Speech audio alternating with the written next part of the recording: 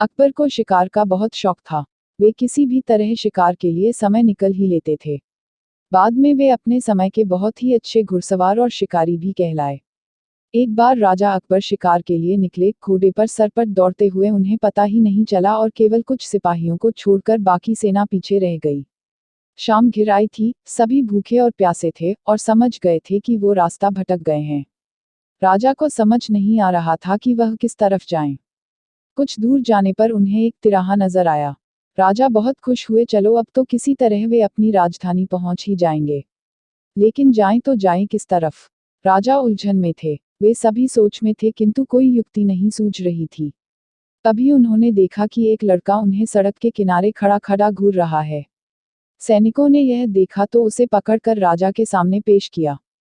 राजा ने कड़कती आवाज में पूछा, ए लड़के, आगरा के लिए कौन सी सड़क जाती है? लड़का मुस्कुराया और कहा, जनाब, ये सड़क चल नहीं सकती तो ये आगरा कैसे जाएगी?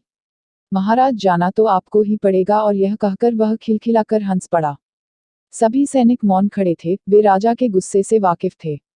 लड़का फिर बोला, जनाब, लोग चलते हैं, रास्ते नहीं। यह सुनकर इस बार राजा मुस्कुराया और कहा, नहीं, तुम ठीक कह रहे हो।